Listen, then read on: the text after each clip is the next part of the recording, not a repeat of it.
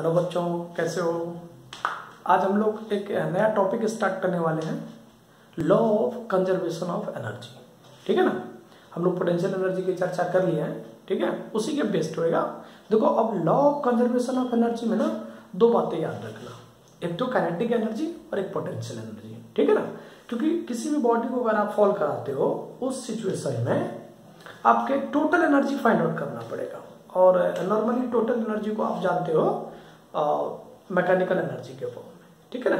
तो mechanical energy किसके करीब आ रहा है, यानी kinetic energy plus potential energy करीब। क्लियर है। चलिए हम लोग स्टार्ट करते हैं।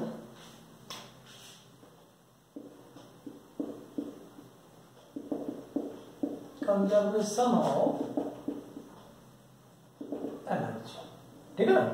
अब कंजर्वेशन ऑफ एनर्जी है क्या। नॉर्मली देखिए क्या है, एक जो आपका टॉपिक है वो है कंजर्वेशन।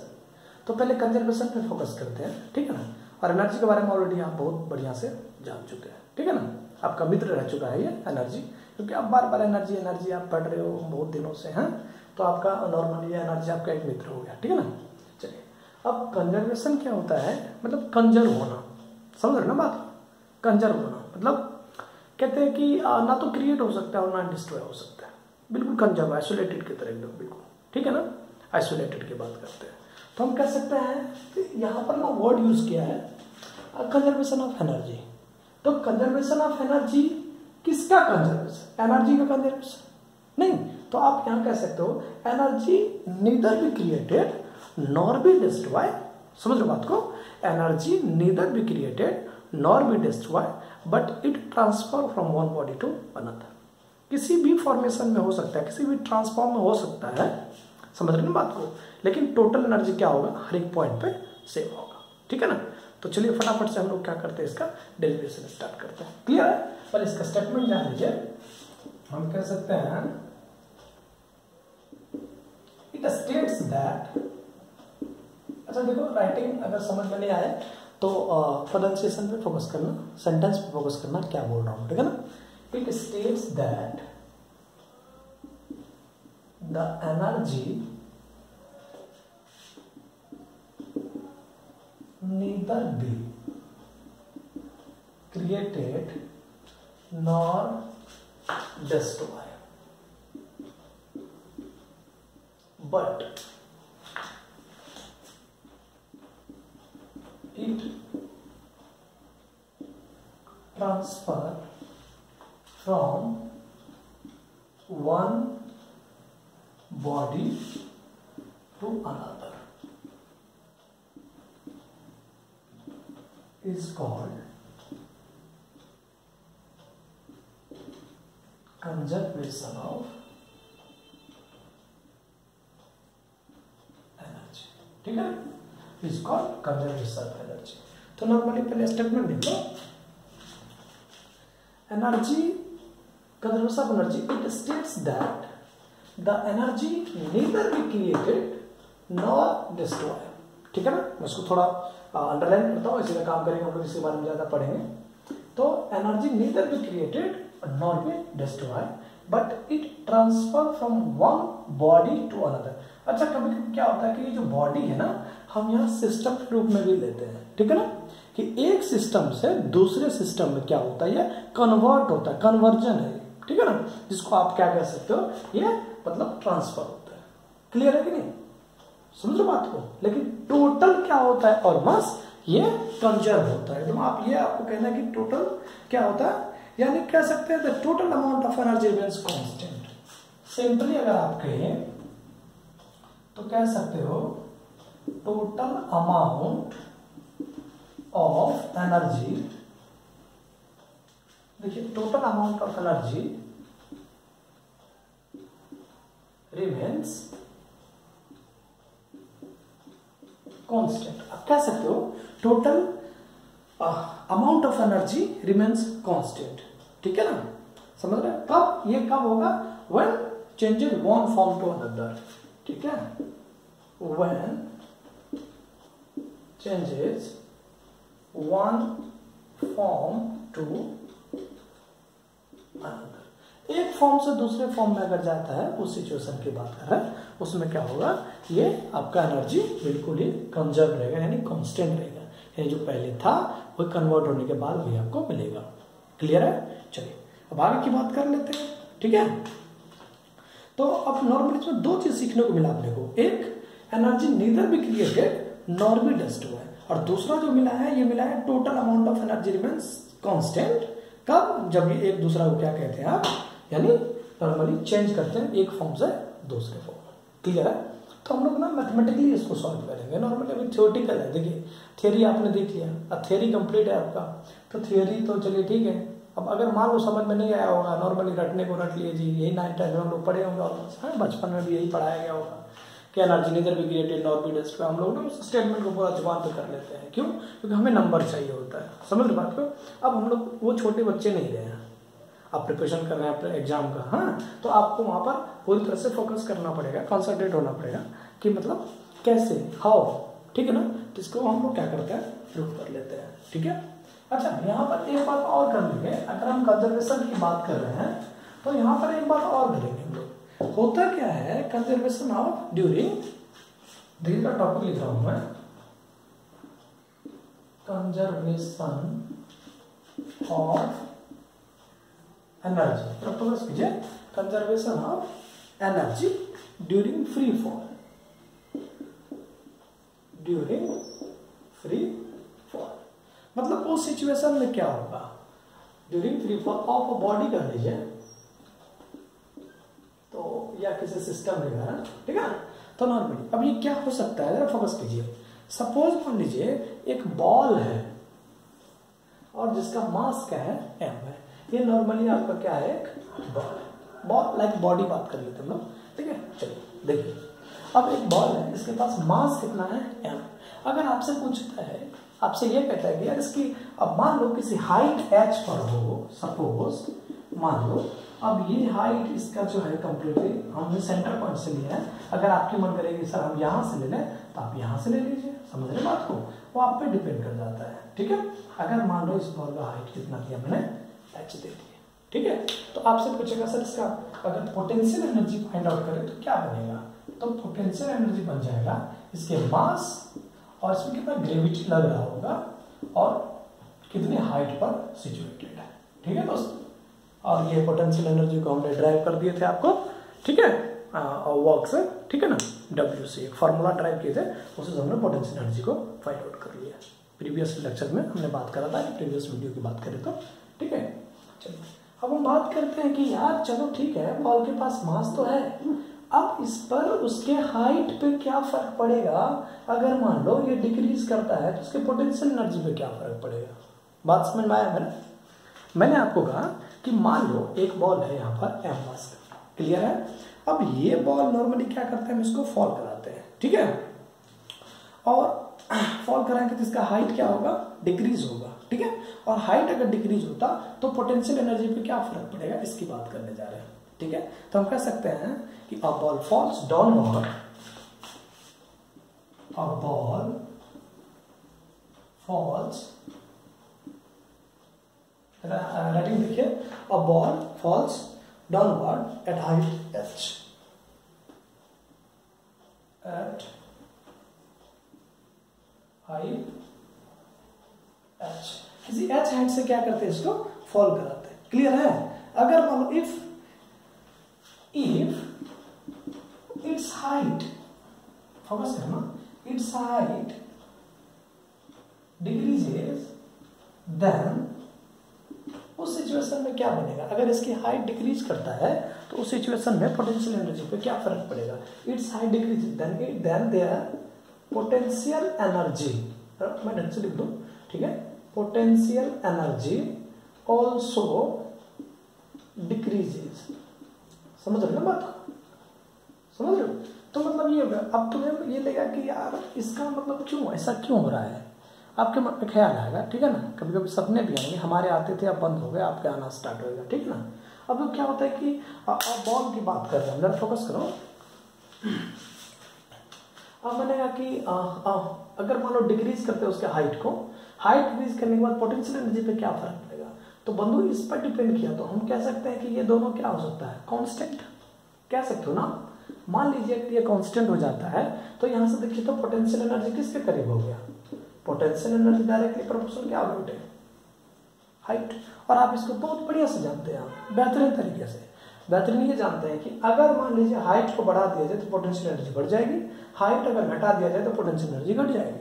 तो आप जरा सोचो कि नॉर्मली अगर इस हाइट को, इस बॉल को h हाइट से डिक्रीज करके अगर यहाँ पर लाया जाए, ये m मास का है और ये h डैश बन जाता है, ठीक है। तो इस सिचुएशन के लिए जो पोटेंशियल एनर्जी बन रहा है PE h के लिए सॉरी यार, ठीक है, PE h के लिए, तो ये और इन कंपेयर टू किसके करीब, PE किसके लिए, h डैश के लिए। जरा फोकस करो, अगर हमने कहा कि PE h हाइट पर निकाला जाए और PE h डैश पर निकाला जाए तो ऑलवेज क्या होगा, PE h हाइट पर ज्यादा होगा in compare to h dash. Clear है ना, इतना तो मैथमेटिकल से लगा लोगे, इतना बहुत बड़ा मैथमेटिक्स ने बता दिया, इतना मैथमेटिकल टूल तुम खुद ही अप्लाई कर सकते हो, समझ रहे हैं, ठीक है। चलिए अब हम आगे बात करते हैं थोड़ा नेक्स्ट पॉइंट की ओर। अगर मान लीजिए हम बात करें, हम इसके वेलोसिटी पर, इसकी बात कर रहे हैं, हम इसके वेलोसिटी पे बात करते हैं। तो सिंपली ये होता है आपका कि नॉर्मली जरा फोकस करो कि अब मैंने कहा कि काइनेटिक एनर्जी, जरा फोकस करना, kinetic energy at height h, ठीक है ना, kinetic energy at height h is 0, but जरा फोकस करना, इस बड़ा इंपॉर्टेंट चीज लिख रहा हूं मैं, but it is increases, it is increase, देखो kinetic energy at height h, ठीक है ना, is 0 but it is increases during falling of ball, increases during falling of ball, kinetic energy at height h is 0, ठीक है। मान लो suppose की बात कर लिया आपने, क्या कर दिया कि kinetic energy at height h is 0 but it is increasing during क्या, फॉलिंग ऑफ बॉल। नॉर्मली की बात करें, देखो ना इस सिचुएशन में ये बात हो गई, अब ये बॉल है, हाँ ये आपका हाइट है, जरा फोकस करो तो, ठीक है, m मास का बॉल था, अभी भी जस्ट देखे थे डायग्राम, वही बात हो रही है। तो कहते हैं काइनेटिक एनर्जी हाइट, अगर ये तब का सिचुएशन है मेरे दोस्त, ये बड़ा इंपॉर्टेंट पॉइंट समझा रहा हूं मैं, बहुत इंपॉर्टेंट पॉइंट है, फोकस करना जरा। किसी भी बॉल को अगर हम किसी हाइट पर देते हैं और बॉल को स्टेबल कर दें, रेस्ट में रखें उस हाइट तक, तब जाकर के पोटेंशियल एनर्जी फाइंड आउट होगा। क्लियर है। चलिए दूसरी बात क्या कह रहे हैं हम, दूसरी बात बताने वाला हूं। पहली बात समझ में आ गया कि अगर कोई बॉल m मास का है, उसको किसी हाइट पर रखते हो और उसको रेस्ट पे वहां से हाइट मेजरमेंट करते हो कि चलो इतनी हाइट पर वो क्या है, रुका हुआ है। Now that time it's potential energy will be have, ठीक है ना। बट क्या करते हैं, अगर हम उस बॉडी को फॉल करा देते हैं, समझ लो बात को, अगर हम फॉल कराते हैं बेटा, उसके पास पोटेंशियल एनर्जी क्या होती है, 0 हो जाता है, नहीं होता पोटेंशियल एनर्जी। लेकिन उसके पास काइनेटिक एनर्जी आती है, कहां तक आएगी, जहां तक वो फॉल करेगा, अर्थ के सरफेस तक पहुंचते पहुंचते तक, या किसी पॉइंट तक पहुंचते पहुंचते तक उसके पास क्या होता है, काइनेटिक एनर्जी होगा। क्लियर है कि नहीं है। फिर से सुनिए कि अगर आप मान लो सपोज इस बॉल को यहाँ पर रखे हो, इस पॉइंट पर, ए पॉइंट पर, और बॉल को आपको लाना है मान लो इस पॉइंट बी पॉइंट पर, ठीक है। तो बॉल यहाँ से लेके यहाँ तक अगर आपने रखा, अगर ये रेस्ट u इक्वल टू 0 अगर है बेटा, तो समझ लेना इसके पास पोटेंशियल एनर्जी है। अगर ये यहाँ से मान लो सपोज इस तरह का ये बॉल है और ये इस तरह से गिर गया, सपोज मान लो ये बॉल, तो उस सिचुएशन में क्या होगा, इस बॉल के पास, फोकस करो, उस सिचुएशन में इस बॉल के पास क्या होगा, पोटेंशियल एनर्जी 0 और काइनेटिक एनर्जी होगा। क्लियर हो गया कि नहीं हो गया, ठीक है। अभी हम प्रूफ करके समझाएंगे इसको। क्लियर है। चलिए नॉर्मली अब हम बात कर लेते हैं थोड़ा आगे की तरफ, ठीक है। तो हमने स्टेटमेंट आपको लिख दिए हैं, उसके बारे में फ्री फॉल में आपको 2 पॉइंट्स बता दिए। अब हम नेक्स्ट बात करने वाले हैं, जरा देखिए, ठीक है। देखिए अब हम बात करते हैं कि एक्सप्रेशन करते हैं, मैथमेटिकल एक्सप्रेशन। किसके लिए? कंजर्वेशन ऑफ एनर्जी के लिए। हम बात कर रहे हैं कंजर्वेशन ऑफ एनर्जी के लिए। सपोज मान लीजिए एक बॉल है जिसका मास कितना है m और h हाइट पर ये क्या है आपका रुका हुआ है। सपोज ये सरफेस ऑफ अर्थ है। क्या है ये? Surface of earth. ठीक है। अब मान लो ये पॉइंट A है और ये पॉइंट यहां पर आ जाता है। सपोज मान लीजिए ये यहां तक आ जाता है B पॉइंट तक। इसका नाम मैंने दिया B और ये बॉल एक बार लेते हैं हम कहां पर? C पॉइंट्स पर। जरा फोकस कर लो। हमने लिया इस पॉइंट को C। अर्थ के सरफेस तक आते आते C हमने ले लिया। क्लियर है? अब जरा फोकस करो तो यहां का जो हाइट है इस बॉल का, ये टोटल हाइट है आपका h। और मान लो नॉर्मली ये हाइट सिंपली बात करते हैं। जरा देखिए, आप दो तरीके से आप इसको कंसीडर कर सकते हैं। अगर ये बॉल यहां से आपका, ये देखिए, अगर हम यहां से ले ले h डैश, तो ये वाला पॉइंट्स कितना बन जाएगा आपके सामने? ये बनेगा h और माइनस h डैश। देखिए जरा, अगर आपको इसमें थोड़ा कंफ्यूजन हो तो मैं इसको कैपिटल ले लेता हूं, ठीक है, और मैं इसको h मान लेता हूं। तब इसमें से होगा कैप्स में h और माइनस h। अब समझ में आया कि नहीं? आप बहुत क्लियर हो रहा होगा आपको। ठीक है ना? हमने इस तरह से ले लिया ताकि आपको कभी डैश पता चले कभी नहीं चले, उसकी बात कर लेंगे। ठीक है ना? नॉर्मल एक बॉल है ए पॉइंट पर, h हाइट सरफेस, अर्थ के सरफेस से h हाइट तक, ठीक है, और बॉल B पॉइंट पर हमने कंसीडर करा और वो h क्या करता है? डिस्टेंस। अच्छा, पहले हम बात करेंगे डिस्टेंस का और हाइट का। क्लियर करना, तब जाके समझ में आएगा। आप अर्थ के सरफेस से अगर ऊपर के तक लेते हो, जहां तक आपका ऑब्जेक्ट या कोई सिस्टम है, तो just we consider the height of an object. But when object fall down towards the surface, any surface is not like earth, ठीक है, on that time we consider distance of an object, not height. Clear है? हाँ, बात समझिएगा मैं क्या कहना चाह रहा हूं, तो फंसोगे नहीं यार। क्लियर है?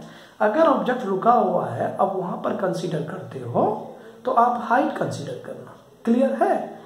कहां से? अर्थ के सरफेस से। फिर से सुनिए, अगर कोई ऑब्जेक्ट किसी सरफेस तक रुका हुआ है तो आपको हाइट कंसीडर करना है। तो हाइट हमेशा कहां से कंसीडर करेंगे आप?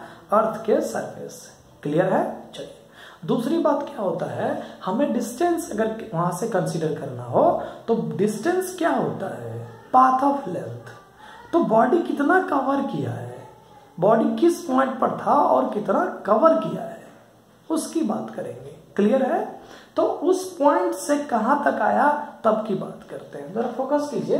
हम कह सकते हैं कि यहां पर फॉर पोजीशन ए, नहीं, अब चलो उतना थ्योरी वगैरह हम इसके बारे में चर्चा नहीं करेंगे क्योंकि ना इसका पेपर नहीं देना आपको। ठीक है ना?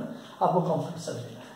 4 पॉइंट ए पॉइंट पर बात करते हो तो यहाँ पर क्या है आपके सामने? ऑब्जेक्ट एकदम से क्या है? इस समय ऑब्जेक्ट रुका हुआ है, रेस्ट में है। ये क्या है? ऑब्जेक्ट रेस्ट में। ठीक है? और मैंने आपको बताया रेस्ट पर हो तो आपने हाइट कैसे कंसीडर करना। तो यहाँ से आपके काइनेटिक एनर्जी किसके लिए? ए के लिए कितना बनेगा? Half m v square. और यहां से आपके सामने v बराबर क्या? 0। तो ये टोटल बन जाएगा आपका 0। क्लियर है? चलिए, अब हम बात करते हैं, समझिए, पोटेंशियल एनर्जी बात करने जा रहे हैं ए पॉइंट पर। तो पोटेंशियल एनर्जी कितना? यानी m into g into H. तो h का हाइट। ठीक है? इसीलिए आप कहते हो टोटल एनर्जी। हम इसको कह देते हैं टोटल एनर्जी के लिए बेटा, या आप इसको मैकेनिकल एनर्जी के लिए। क्लियर है? यानी इसको कहते हैं टोटल एनर्जी। क्लियर है? टोटल एनर्जी ए पॉइंट पर क्या बन रहा है? काइनेटिक एनर्जी ए पॉइंट पर और प्लस बोलिए पोटेंशियल एनर्जी ए पॉइंट पर। तो यहां से टोटल एनर्जी आपका जो बनेगा ए पॉइंट पर, ये बनेगा 0। काइनेटिक एनर्जी 0 और पोटेंशियल एनर्जी बोलिए mg इंटू एच। तो ये किसके करीब बनेगा? mg into H. इक्वेशन इसको बना लीजिए 1। क्लियर है? ठीक है? या क्वेश्चन नहीं मानेंगे तो मैं इसको फिलहाल के लिए इसको ऐसे कर लेता हूं मैं। ठीक है? ए पॉइंट मान लो, इसको दे दिया मैंने। ठीक है? ए पॉइंट पर था, मैंने ए दे दिया। क्लियर है? चलिए अब हम बात करते हैं किसके लिए, फॉर पोजीशन बी के लिए। फॉर पोजीशन बी, अब बी पॉइंट पर जब ऑब्जेक्ट आया है तो एच हाइट को क्या किया, ये कवर कर लिया। फोकस कीजिए, बी पॉइंट्स के लिए ये ऑब्जेक्ट, ये जो एम मास का ऑब्जेक्ट है, ये अब रेस्ट में नहीं रहा है। और जब ये नीचे आएगा तो जस्ट एक पॉइंट हमने नोट करा था, अगर कोई भी ऑब्जेक्ट ऊपर से नीचे आ रही है, फॉल हो रहा है, ठीक है, तो उस सिचुएशन में पोटेंशियल एनर्जी जीरो कंसीडर किया जाएगा। ठीक है ना? चलिए अब हम बात करते हैं यहाँ पर क्या, अब हम काइनेटिक एनर्जी की बात कर रहे हैं। तो काइनेटिक एनर्जी किसके लिए, बी के लिए। हाँ, तो काइनेटिक एनर्जी कितना, हाफ एम वी स्क्वायर। ठीक है, तो फ्रॉम इक्वेशन ऑफ मोशन, तो यहां से वी स्क्वायर इक्वल टू बोलो यू स्क्वायर प्लस 2as। ठीक है, तो अब देखो ए किसके करीब है, जी के करीब। हाँ, और एस किसके करीब है, यहां से एच के करीब है कि नहीं है। तो यहां से, और u बराबर कितना है बोलो, 0। तो इसीलिए क्या बनेगा, वी स्क्वायर बराबर, यानी ये तो पार्ट हो गया 0, समझ रहे कि नहीं। ठीक है, तो आपके सामने बन गया 2 इंटू जी इंटू एच। देखिए अब इसको उठा करके आप क्या करिए, इसको, इस समीकरण को यहां से इसमें पुट कर दीजिए। ठीक है, अगर आप पुट करते हैं नॉर्मली तो मुझे देखिए, मुझे स्पेस चाहिए इसलिए मैं रफ कर रहा हूं। ठीक है, आपके पास कॉपी में आप नोट कर लिए होंगे। ठीक है ना? चलिए अब क्या होगा, नॉर्मली यहां से हम बात कर ले, काइनेटिक एनर्जी कितना बन जाएगा, काइनेटिक एनर्जी बी पॉइंट पर बात करें तो बनेगा हाफ एम, और वी स्क्वायर कितना आया, 2 इंटू जी इंटू एच, तो 2 इंटू जी इंटू एच। तो ऑलमोस्ट ये दो और ये दो कैंसल आउट, तो कितना बन गया, यानी एम जी इंटू एच। ठीक है, जरा फोकस कीजिए, ये बन गया m g into h. Clear है? अब हम बात करते हैं पोटेंशियल एनर्जी का। तो बेटा यहाँ पर तो पोटेंशियल एनर्जी होगा नहीं, क्योंकि बॉल यहाँ से फॉल हुआ है। अभी जस्ट एक पॉइंट नोट किए थे हम लोग। हाँ, अब पोटेंशियल एनर्जी मेरा कहाँ, इस पॉइंट पर। तो इस पॉइंट पर जो पोटेंशियल एनर्जी होगा, तो हाइट कहाँ से कंसीडर करोगे, अर्थ के सरफेस से।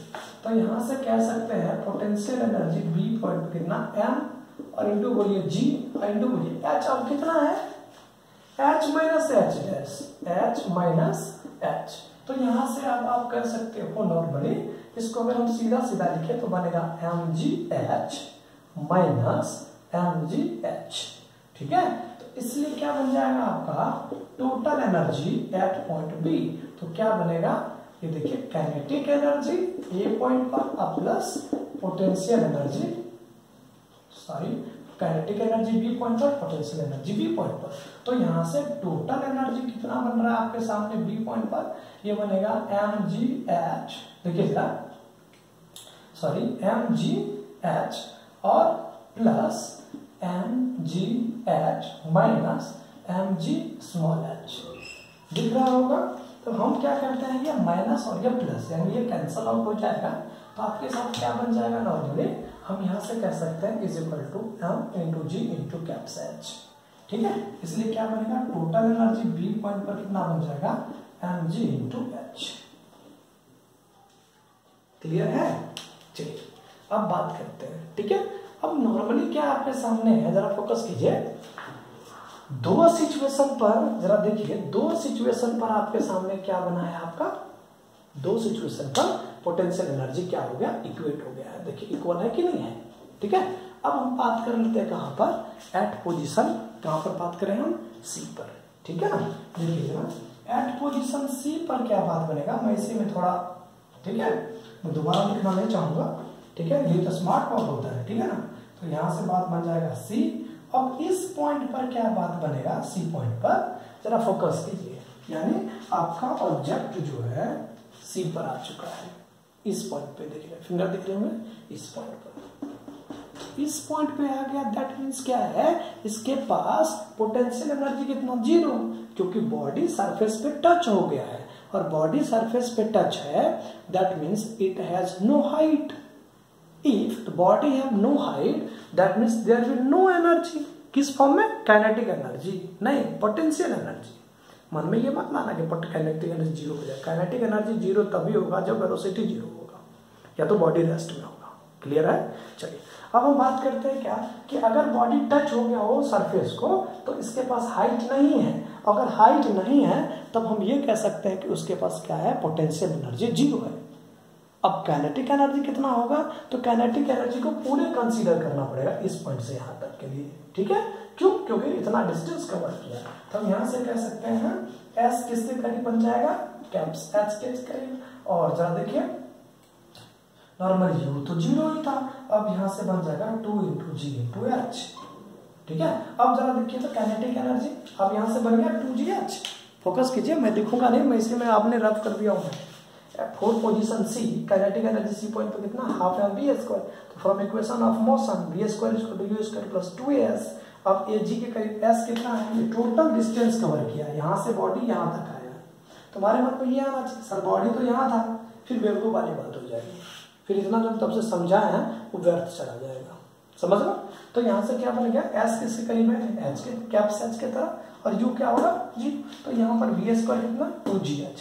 अगर आप 2gh यहाँ पर रखते हो नॉर्मली, तो आप देखिए तो अब क्या बात बन जाएगा।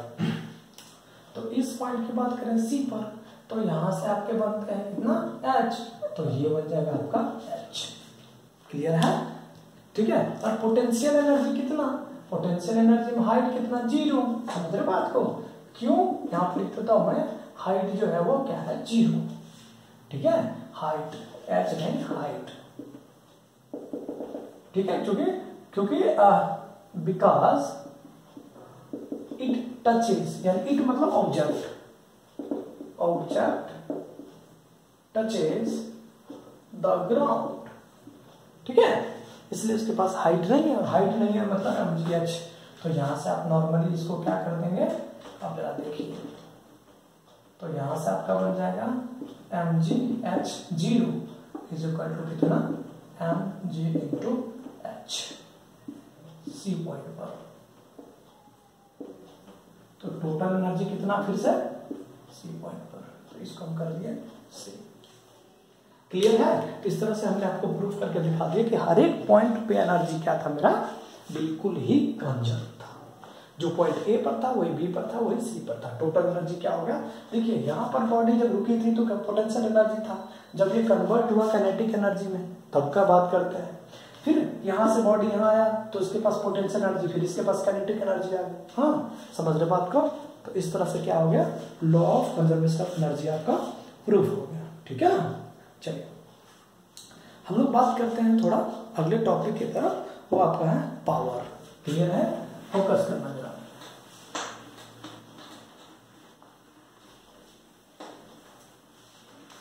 देखो तो पावर की बात कर रहे हैं हम लोग। पावर, अच्छा पावर को हम P से डिनोट करते हैं, तो थोड़ा परेशानी तुम्हें आएगी। परेशानी क्यों आएगी मैं उसका राज बता देता हूं मैं, कि इससे पहले ना मोमेंटम को भी हमने P से ही करा था। समझ रहे कि नहीं? मोमेंटम को भी P से किए थे। तो आप हो जाओगे सर माने क्या, कोई बात नहीं है, कंसीडर करने को कुछ भी कर सकते थे। अरे वो जमाने में याद करो तो, जब आपके पास 100 रुपया नहीं हुआ करता था, लेकिन आप कहते थे let us consider P = 100 rupees. Principal की बात करते हैं, एंड सिंपल इंटरेस्ट वाले क्वेश्चंस को याद कर लो। कुछ नहीं होता था, आप कहते let y be the x, या मान लो कि this is x, like any circumstance taking consider let us like x y z मान लो। ठीक है, तो पावर को हमने क्या कर दिया, P से। ठीक है, चलिए पावर को P से की मतलब क्या है, ये पावर है क्या actual, the rate of doing work, the rate of doing work is called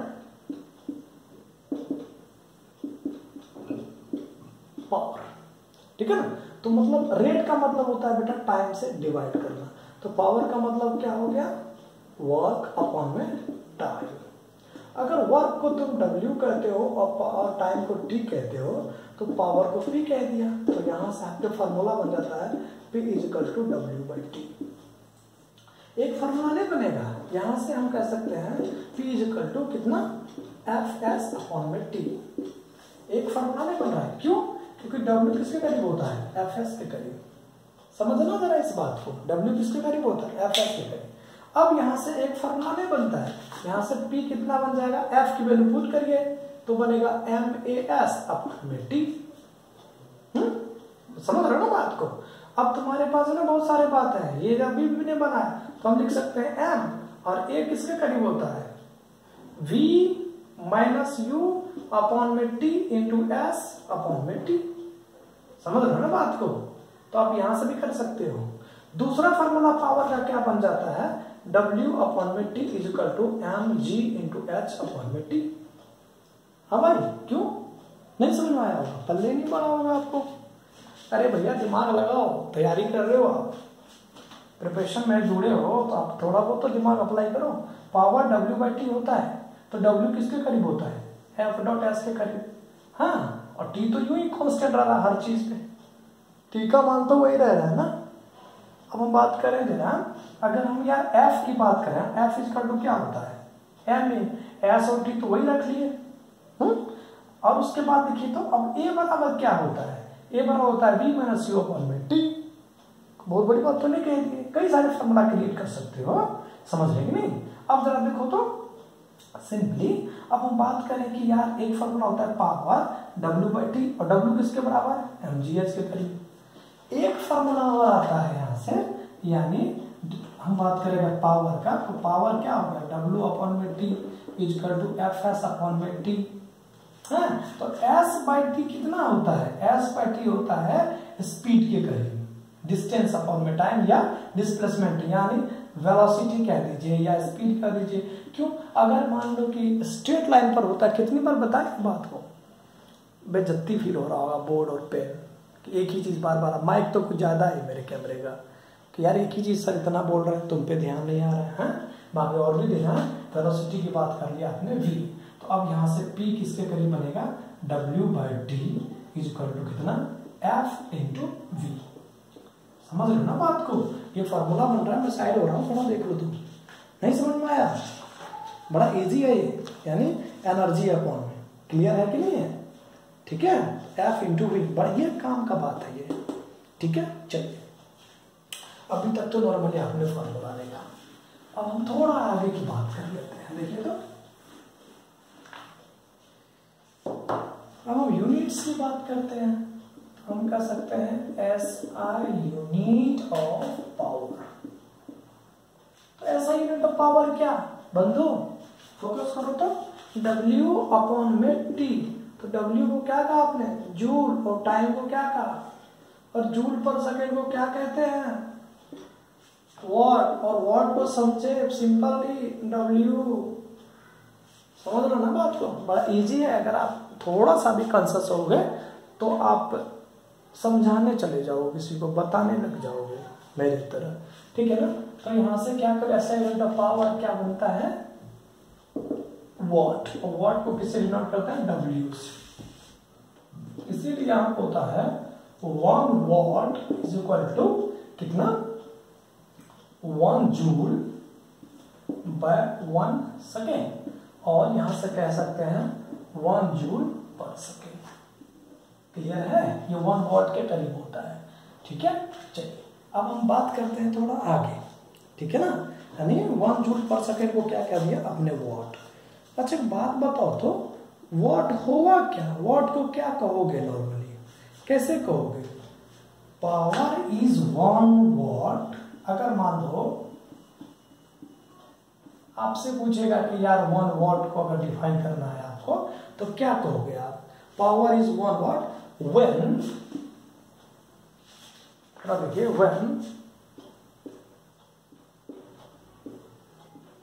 when जरा देखो, 1 joule of work is done कितने में, इन 1 सेकेंड।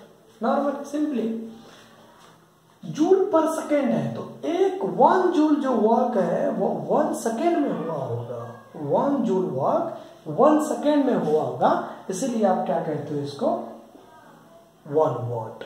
और वॉट जो है वो ऐसा यूनिट है किसका, यानी पावर का। क्लियर है कि नहीं है? चलो अब हम और थोड़ा आगे की तरफ बात कर लें, ठीक है ना। अब तक में आपको हम जूल तक पहुंचा दिए हैं, ठीक है। थोड़ा फोकस करना, जूल से हमने वॉट में कन्वर्ट करा, ठीक है, और वॉट से अभी हम लोग थोड़ा सा आगे की तरफ मूव करते हैं, ठीक है। अच्छा देखो तो 1 इसको के को बोलता है किलो, 1 किलो वाट कितना 10 के पावर 3 वाट। जरा फोकस करना, समझ रहे हो बात को। और हम बात कर रहे हैं कि 1 मेगावाट का मतलब MW मतलब मेगा, इसका नाम है किलो और इसका नाम है मेगा, ठीक है। इसका नाम क्या है? मेगा। क्लियर है? यानी MEGA मेगा। क्लियर है? MEGA मेगावाट, ठीक है। आप जरा फोकस करो तो 1 मेगावाट 10 टू द पावर 6, ये सब के सब क्या है? Bigger unit of power. अच्छा ये आपको ज्यादातर कहाँ मिलेगा देखने को? आप जब इलेक्ट्रिसिटी बोर्ड की तरफ मूव किए होंगे कभी, बाय द वे उस ग्रिड पर लगा होता है जो इलेक्ट्रिसिटी जनरेट होती है जहां पर, या फिर आप उस बोर्ड पर जाओगे, या सबसे बेहतरीन चीज बता दूं आपको, आपका जो बिल होगा ना इलेक्ट्रिसिटी बिल, उस पर ये सब आपको मेंशन मिलेगा, ठीक है ना, नॉर्मली। तो आप खुद ही आप अपना क्या कर सकते हैं, जितना बिल आपका जनरेट हुआ है with the help of this phenomena we can consider. Clear है? आप उसको निकाल सकते हैं कि आपका एक्चुअल बिल कितना आ सकता है, किसी का भी बात करेंगे हम लोग, ठीक है। चलिए अब हम आगे की बात करते हैं थोड़ा और। अच्छा एक जो यहाँ पर क्वेश्चन आता है ना, वो सबसे थोड़ा हट के होता है हॉर्स पावर का। देखना तो हॉर्स पावर, इसको बोलते हैं HP। तो 1 हॉर्स पावर किसके करीब होता है? ये होता है 746 वाट के करीब। यानी 1 HP किसके करीब होता है? तो आप कह सकते हैं 1 HP ये होता है। 1 HP किसके करीब होता है? 1 HP ये होता है 746 वाट के करीब। एकदम फोकस करना, ठीक है ना। 1 HP एक हॉर्स पावर की बात हो रही है, और ये कहाँ आपको मिलेगा? ये सब नॉर्मली पावर ग्रिड में भी मिलेगा। तो बिगर यूनिट के बारे में हम लोग पढ़ लिए ऑलमोस्ट, ठीक है। चलिए हम लोग नॉर्मली ना एक छोटा सा क्वेश्चंस लेते हैं कि यार क्वेश्चंस किस टाइप के इस पर आ सकता है। एक क्वेश्चन है आपका कि a body does 20 joule of work in 5 second, ठीक है। What is it's power? तो नॉर्मली आपसे पूछता है कि बॉडी है जिसका 20 जूल क्या हो रही है, वर्क हो रही है, ठीक है, कितने सेकेंड में? 5 सेकेंड में। तो आपसे पूछता है पावर क्या बनेगा। तो सिंपल सी बात करते हैं, ये जूल है, यानी जूल क्या हो गया? W। यूनिट्स पे फोकस करो, मैं बार बार कहता हूँ। हाँ तो ये बन गया आपको 20 जूल, और टाइम कितना है आपके सामने? ये है 5 सेकेंड। तो आपको निकालना है पावर, तो पावर का फॉर्मूला लगा दीजिए, work done per minute time 20/5 is equal to कितना? 4 क्या? वॉट, ठीक है। तो कह सकते हैं power of body is 4 what. Power of body is 4 what, ठीक है। चलिए अब हम नेक्स्ट की बात करते हैं थोड़ा। आपका जो नेक्स्ट है वो सिंपली हम कह सकते हैं commercial unit of energy. Commercial unit of energy. देखिए हम कमर्शियल यूनिट ऑफ एनर्जी की बात करते हैं, ठीक है। तो joule is very small unit of energy, ठीक है। Joule is very small energy of unit, याद रखना है इस बात को। जूल जो है एनर्जी का बहुत ही छोटा यूनिट है, क्लियर है। Joule is a very small unit of, ठीक है ना, unit of energy, and it is inconvenient to use where a large quantity of energy is involve, ठीक है ना। मतलब कहते हैं इसको क्या करते हैं हम लोग नॉर्मली, ठीक है। It is simply inconvenient to use where large quantity of energy is involve, ठीक है। अब होता क्या है ना, सिंपली अगर हम बात करें तो कमर्शियल यूनिट ऑफ एनर्जी जो होता है वो होता है किलो वाट आवर। क्या होते हैं दोस्त?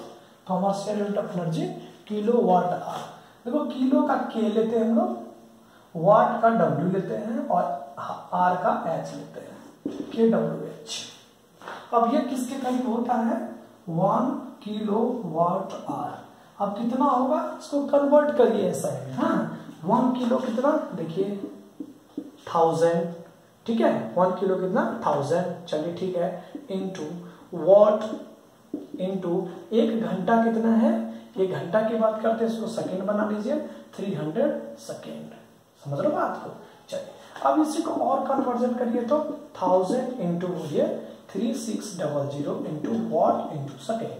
अब यहां से करो तो फिर देखो तो जरा 1 वॉट किसके करीब था, 1 जूल अपॉन में 1 सेकेंड, यही था ना, जूल पर सेकेंड वॉट के करीब आता है ना।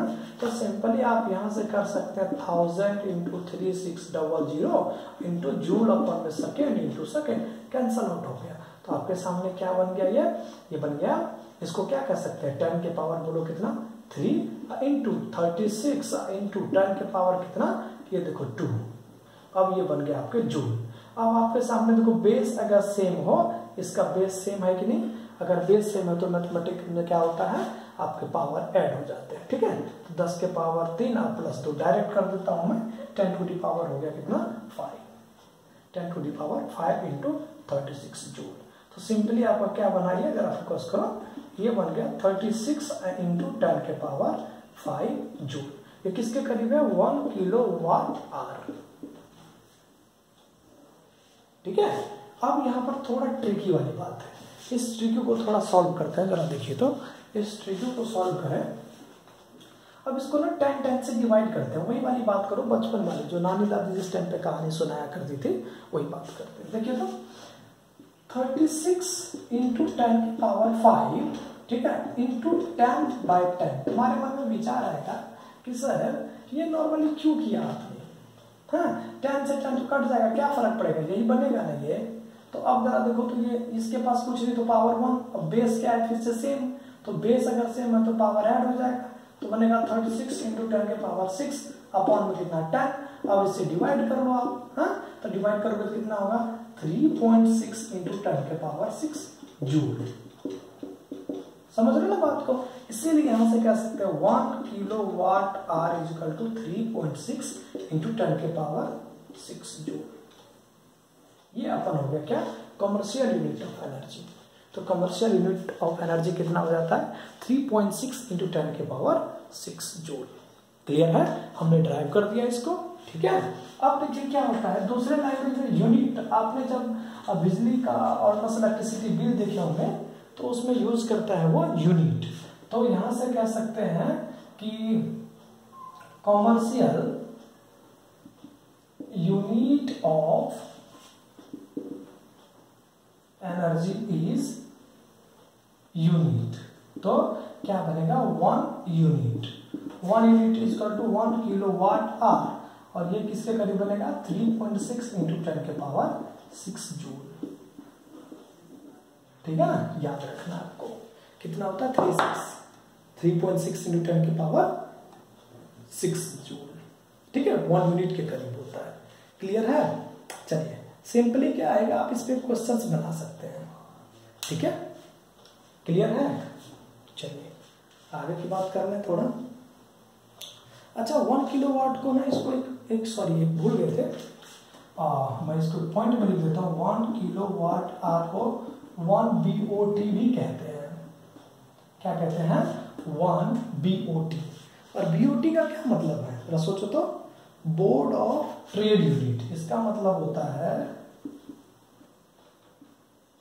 बोर्ड ऑफ ट्रेड यूनिट, इसको बोलते हैं board of trade unit. Normally जो इलेक्ट्रिसिटी बिल पे जनरेट होती है उसी की बात कर रहे हैं हम लोग, ठीक है ना। तो ये आपका था क्या कमर्शियल यूनिट। क्लियर है, तो यहाँ पर आपका पूरा का पूरा हैप्पी एंडिंग होता है आपके चैप्टर। क्लियर है, लास्ट चैप्टर का लास्ट टॉपिक यही होता है कमर्शियल यूनिट ऑफ, ठीक है ना, यानी commercial unit of energy. Clear है, तो हम लोग जो नेक्स्ट वीडियो लेक्चर में देखेंगे, तो वीडियो लेक्चर में हम लोग क्वेश्चन डिस्कस करेंगे इसी पर, ठीक है।